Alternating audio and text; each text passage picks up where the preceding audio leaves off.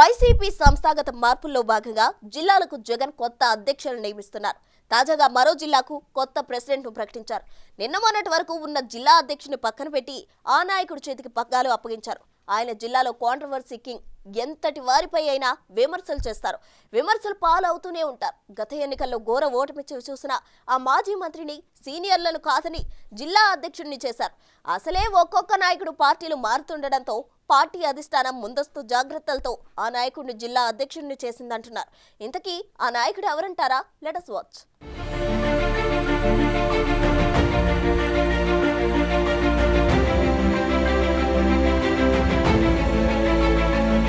ఉమ్మడి విశాఖ జిల్లాలోనే కాదు, ఇప్పుడు ఏపీలో మాజీ మంత్రి గుడివాడ అమర్నాథ్ పేరు తెలియని వాళ్లు ఉండరు. రాజకీయంగా కార్పొరేటర్ స్థాయి నుండి అత్యంత వేగంగా మంత్రి అయిన నాయకుడు గుడివాడ అమర్నాథ్. అమర్నాథ్ తండ్రి గుడివాడ గురునాథరావు కూడా మంత్రిగా, ఎమ్మెల్యేగా, ఎంపీగా పనిచేయడంతో రాజకీయాలు ఆ కుటుంబానికి కొత్తేమీ కాదు. బలమైన కాపు సామాజిక వర్గం కావడం కూడా అమర్నాథ్కి బాగా కలిసి వచ్చింది. 2006లో ఆయన కాంగ్రెస్ పార్టీ నుండి గ్రేటర్ విశాఖ కార్పొరేటర్గా గెలిచారు. తర్వాత కాంగ్రెస్ పార్టీకి రాజీనామా చేసి టీడీపీలో జాయిన్ అయ్యి చంద్రబాబును ఆకాశానికి ఎత్తేశారు. తర్వాత వైసీపీలో జాయిన్ అయ్యి జగన్ సన్నిహితుల్లో ఒకరయ్యారు.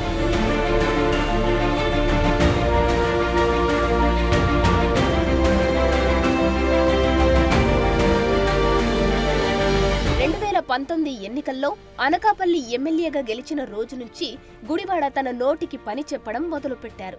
పదునైన మాటలతో అప్పటి ప్రతిపక్ష పార్టీ నాయకుడు, సొంత సామాజిక వర్గానికి చెందిన జనసేన అధినేత, ప్రస్తుత డిప్యూటీ సీఎం పవన్ కళ్యాణ్ని టార్గెట్ చేస్తూ వైసీపీలో జగన్ దృష్టిలో బలమైన నాయకుడిగా, నమ్మిన బంటుగా పేరు తెచ్చుకున్నారు. పవన్ కళ్యాణ్ నుండి ఎలాంటి ప్రకటన వచ్చినా, అప్పటి సీఎం జగన్ ప్రభుత్వంపై పవన్ ఎలాంటి విమర్శలు చేసినా అమర్నాథ్ క్షణాల్లో మీడియా ముందు ప్రత్యక్షమయ్యేవారు.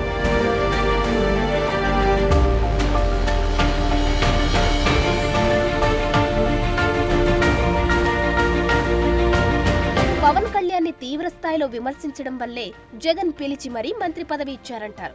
అయితే మంత్రి అయిన తర్వాత పవన్ ని వ్యక్తిగతంగా టార్గెట్ చేయడంతో సొంత సామాజిక వర్గమైన కాపులకు దూరమయ్యారు. ఆ ఎఫెక్ట్ తో 2024 ఎన్నికల్లో అమర్నాథ్ ఘోర పరాజయం పాలయ్యారు. గత ప్రభుత్వంలో కీలకమైన ఐటీ, భారీ పరిశ్రమల శాఖ మంత్రిగా ఉన్నా పరిశ్రమను తీసుకురావడంలో విఫలమయ్యారనే విమర్శలు వినిపిస్తున్నాయి. మీడియా ముందు కోడిగుడ్డు సామెతలు, దావోస్లో చలి ఎక్కువ లాంటి మాటలు చెప్పి విపరీతమైన ట్రోలింగ్కి గురయ్యారు. ఎవరు ఎన్ని విమర్శలు చేసినా, నెటిజన్లు ఎంత ట్రోల్ చేసినా పట్టించుకోకుండా అసలు సిసలు రాజకీయ నాయకుడిలా ముందుకు సాగిపోతున్నారు ఆయన.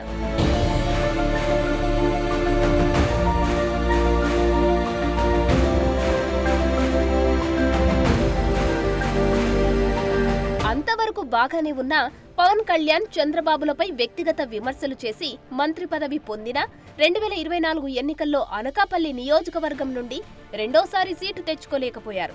చివరి నిమిషంలో గాజువాక ఎమ్మెల్యే అభ్యర్థిగా వైసీపీ నుండి బరిలోకి దిగిన గుడివాడ అమర్నాథ్ ప్రస్తుతం టీడీపీ రాష్ట్ర అధ్యక్షుడు, గాజువాక ఎమ్మెల్యే అయిన పల్లా శ్రీనివాసపై 95,000 ఓట్ల తేడాతో ఓటమి చెందారు. ఏపీ రాజకీయాల్లో అత్యంత భారీ ఓటమిని గుడివాడ అమర్నాథ్ మూటగట్టుకున్నారు. అయితే ఎన్నికల్లో ఓటమి చెందిన తర్వాత కూడా గుడివాడ అమర్నాథ్ ఎక్కడా వెనక్కి తగ్గడం లేదు. జగన్పై ఎవరు విమర్శలు చేసినా అమర్నాథ్ తన నోటికి పని చెప్తూనే ఉన్నారు.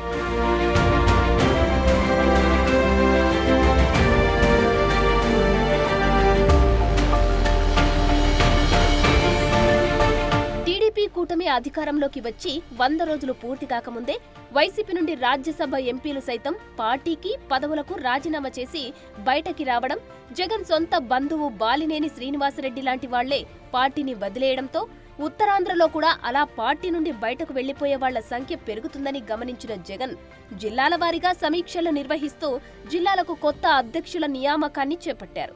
విశాఖ జిల్లాకు కొత్త అధ్యక్షుడిగా గుడివాడ అమర్నాథ్ను నియమించడంతో అమర్నాథ్ అనుచరులు హ్యాపీ అవుతున్నారు.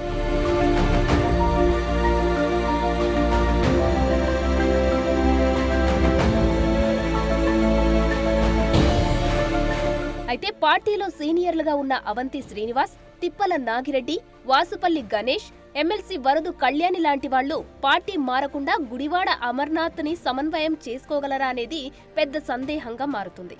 ఇప్పటికే విశాఖ నగర మేయర్ మార్పు విషయంలో ఎన్నో వివాదాలు నెలకొన్నాయి. విశాఖ కార్పొరేషన్లో వైసీపీ కార్పొరేటర్లు జనసేన, టీడీపీ కూటమిలో చేరడంతో పాటు ఇటీవల జరిగిన ఎన్నికల్లో 10 స్థాయి సంఘాలను వైసీపీ కోల్పోయింది. దానికి తోడు టీడీపీ కార్పొరేటర్లు మేయర్ రాజీనామా చేయాలని, కొత్త మేయర్ను ఎన్నుకోవాలని ఆందోళన చేస్తున్నారు.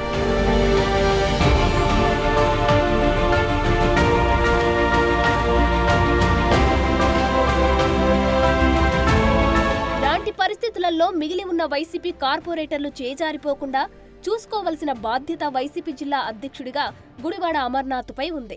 దసరా తర్వాత అక్టోబర్ 11వ తేదీన వైసీపీ విశాఖ జిల్లా అధ్యక్షుడిగా బాధ్యతలు తీసుకోనున్న గుడివాడ అమర్నాథ్ ప్రస్తుతం ఉన్న జిల్లా పార్టీ పదవులకు సంబంధించి ఎలాంటి నిర్ణయాలు తీసుకుంటారు, ఎవరెవరిని పార్టీ పదవుల్లో నియమిస్తారు అనేది ఇప్పుడు పెద్ద చర్చకు దారితీస్తుంది. అధికారం లేకపోయినా పార్టీకి సంబంధించిన పదవుల కోసం పలువురు పోటీ పడుతున్నారు. కొత్త అధ్యక్షుడిగా గుడివాడ అమర్నాథ్ బాధ్యతలు స్వీకరించిన తర్వాత తన కోటరికి సంబంధించిన వాళ్లకు జిల్లా పార్టీ పదవులు కట్టబెడితే అనేక మంది పార్టీని వదిలి టీడీపీ, జనసేన, బీజేపీ కూటమిలో జాయిన్ అయ్యే అవకాశం కనిపిస్తుంది. ఈ నేపథ్యంలో విశాఖ వైసీపీని గుడివాడ ఏ ఒడ్డుకు చేరుస్తారో చూడాలి.